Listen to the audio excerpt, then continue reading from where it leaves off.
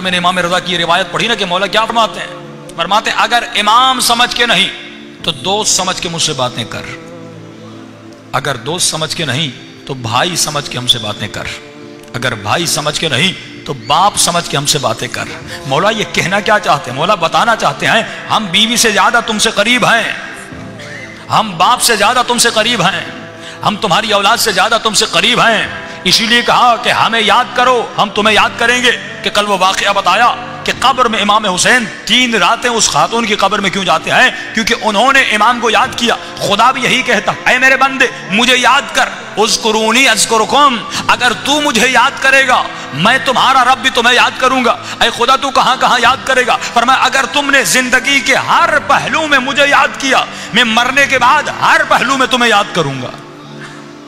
لیکن اگر تم نے اولاد کی خاطر مجھے بلا دیا، بیوی کی خاطر مجھے بلا دیا، بچوں کی خاطر مجھے بلا دیا، ان کی پڑھائی کے پیسے چاہیے تھے، حرام مال کے پیچھے چلے گئے اور اپنے رب کو بھلا دیا، اپنے آقا کو بھلا دیا، تو مولا فرماتے یوم یفر المرء من اخی، قیامت کا دن وہ دن ہوگا کہ جب بیٹی باپ سے بھاگے گی، باپ بیٹی سے بھاگے گا، شوہر بیوی سے بھاگے گا، بیوی شوہر سے بھاگے گی۔ کہ مولا کیوں بھاگے گی؟ امام فرماتے 2 وجوہات ہیں۔ ایک وجہ یہ کیونکہ اس کی اپنی نیکیاں کم ہوں گی، کہیں کوئی مجھ سے نیکیوں کا سوال نہ کر لے، کہیں مجھ سے کچھ مانگ نہ لے، شاید میں جواب نہ دے پاؤں۔ دوسری وجہ مولا فرماتے قیامت کا دن وہ دن ہے کہ یوم تبلی السرائر، کہ وہاں پر جتنے چھپے ہوئے راز ہیں وہ ظاہر ہو جائیں گے، گناہوں کی تجوریاں کھل جائیں گی، چھپے ہوئے راز ظاہر ہو جائیں گے۔ جب راز ظاہر ہو جائیں گے اس بندے گنہگار کی شکل بدل جائے گی، اس کی صورت بدل جائے گی۔ یہ نہیں چاہے گا اس کا شوہر اسے دیکھے، یہ نہیں چاہے گی اس کا بھائی اسے دیکھے، یہ نہیں چاہے گا اس کا بیٹا اسے دیکھے۔ مولا فرماتے ہیں اس دن ایک چیز تجھے کام آئے گی۔ مولا وہ کون سی چیز ہے؟ فرمایا اگر تم نے اپنے رب کو یاد کیا،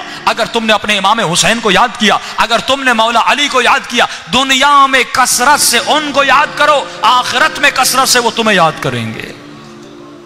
لیکن اگر ان کو یاد نہ کیا کہ مولا کیسے یاد کرے؟ فرمایا ہر لمحے میں ہمیں یاد کرتے رہو، تمہاری زبان پر ہمیشہ ذکر پروردگار عالم ہو۔ ایک دفعہ خدا کہتا ہے میرا ذکر کرو، میں تمہارا ذکر کروں گا۔ ایک مرتبہ کہتا ہے ذکر کثیر کرو، چلتے پھرتے تمہاری زبان پر میرا ذکر ہونا چاہیے۔ ایک دفعہ کہتا ہے کہ وَاذْكُرْ رَبَّكَ فِي نَفْسِكَ، اپنے نفس کے اندر اپنے رب کا ذکر کرو۔ کہ مولا یہ ذکر نفسی کیا ہے؟ امام فرماتے ہیں یہ اعلیٰ ترین منزل ذکر ہے۔ کہ مولا کیسی منزل ہے؟ فرمایا ایک مرتبہ تو زبان سے اللہ کا ذکر کرتا ہے، لیکن ایک مرتبہ ملکہ حاصل ہو جاتا ہے۔ اب جب بھی تو سانس لیتا ہے تیری سانسیں بھی یا اللہ کہہ رہی ہیں، تیری ہر نکلتی ہوئی سانس سے اللہ کا ذکر آ رہا ہے، ہر جاتی ہوئی سانس سے اللہ کا ذکر آ رہا ہے۔ جس طرح آغائے کشمیری جب سانس لیتے تھے تو کہتے تھے لا الہ الا اللہ، جب سانس نکلتی تھی تو کہتے تھے لا الہ الا اللہ۔ یہ زبان سے نہیں کہتے تھے، یہ ذکر قلبی ہے، یعنی ان کے دل سے آواز آتی تھی لا الہ الا اللہ، ان کے دل سے آواز آتی تھی یا اللہ، ان کے دل سے آواز آتی تھی یا رحمان۔ فرمایا دل وہ عضو ہے کہ جہاں پہ